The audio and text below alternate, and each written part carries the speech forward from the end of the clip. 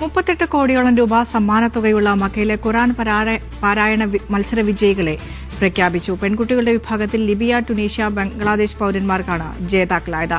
ചരിത്രത്തിലാദ്യമായി ഇന്ത്യയിൽ നിന്നും ഈ വിഭാഗത്തിൽ പങ്കെടുത്തത് കൊല്ലം, എറണാകുളം ജില്ലക്കാരായ 2 പെൺകുട്ടികളാണ്. മക്കയിൽ നടന്ന ലോക മത്സരത്തിൽ മികച്ച പ്രകടനമായിരുന്നു ഇരുവരുടേതും. أما الفائز في المركز الأول في الفرع الأول فهو عبد الرحمن بن مختار بن أحمد محمد من المملكة العربية السعودية بمبلغ 500,000 ريال. മക്ക ഹറമിൽ നടന്ന ലോകത്തിലെ ഏറ്റവും വലിയ ഖുർആൻ പാരായണ മത്സരത്തിന്റെ ഫൈനൽ റൌണ്ടുകൾ. അതിലേക്കാണ് ഇന്ത്യയെ പ്രതിനിധീകരിച്ച് കൊല്ലത്തുകാരി ഹുസ്ന ഫാത്തിമയും എറണാകുളം സ്വദേശി കുൽസൂമും എത്തിയത്. 133 രാജ്യങ്ങളിൽ നിന്നും 334 പേർ. ഇവരായിരുന്നു ഫൈനൽ റൌണ്ടിൽ മാറ്റുരച്ചത്.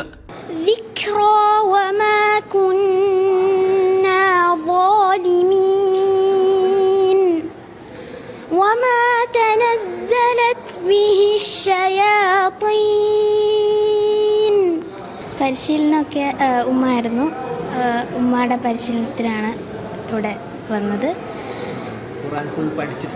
ഖുർആൻ ഞാൻ ഉമ്മ തന്നെയാണ് എന്നെ പഠിപ്പിച്ചതും ഉമ്മ തന്നെയാണ് ഇതിലേക്ക് പരിശീലനം ചെയ്തത്.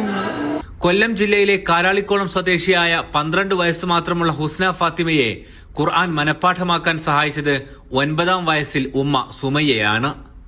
ആയൂർ കാരാളിക്കോണം ജാമിയ അബൂബക്കർ അൽ ഇസ്ലാമിയ പ്രിൻസിപ്പൽ നുജ്മുദ്ദീൻ മൗലവിയാണ് പിതാവ്. എറണാകുളം പെരുമ്പാവൂർ സ്വദേശികളായ ഷിയാസ് ഫാത്തിമ ദമ്പതികളുടെ മൂത്ത മകളാണ് കുൽസൂം. അവരായിരുന്നു ഈ മത്സരത്തിലെ 2ാമത്തെ ഇന്ത്യയുടെ പ്രാതിനിധ്യം. മത്സരം ഒരു വേറിട്ട അനുഭവമായിരുന്നു. ഇത്രയും രാജ്യത്തെ കുട്ടികൾ ഉണ്ടായിരുന്നതുകൊണ്ട് തന്നെ അത്യാവശ്യം ടൈറ്റ് മത്സരമായിരുന്നു. പിന്നെ മൊത്തത്തിൽ വളരെ നല്ലൊരു അനുഭവമായിരുന്നു. ഇവിടുത്തെ കാര്യങ്ങളാണെങ്കിലും ഇവരുടെ പെരുമാറ്റ പരിചരണങ്ങളാണെങ്കിലും സൗകര്യങ്ങളാണെങ്കിലും എല്ലാം വളരെ നല്ലതായിരുന്നു. മത്സരത്തിന് പുറമെ മറ്റ് സ്ഥലങ്ങൾ സന്ദർശിക്കാനും മദീനത്ത് പോകാനും അതുപോലെ ഉംറ ചെയ്യാനും എല്ലാത്തിനുള്ള അവസരം ഇവർ ഒരുക്കിയിരുന്നു. അതുകൊണ്ട് വളരെയധികം സന്തോഷമുണ്ട്. പാണക്കാട് ജാമിയ അൽ ഹിന്ദ് അൽ ഇസ്ലാമിയ ക്യാമ്പസിൽ അവസാന വർഷ ഡിഗ്രി വിദ്യാർത്ഥിയാണ് കുൽസൂം. അവസാനഘട്ട മത്സരങ്ങൾ വരെ മികച്ച പ്രകടനം കാഴ്ചവെച്ചാണ് ഇരുവരും മടങ്ങുന്നത്. ഇസ്ലാമിക കാര്യ മന്ത്രാലയത്തിന്റെ ക്ഷണത്തിലെത്തിയ ഇവർ മക്ക മദീനകളിൽ മന്ത്രാലയത്തിന്റെ സംഘത്തിനൊപ്പം സന്ദർശനം നടത്തിയാണ് മടങ്ങുന്നത്.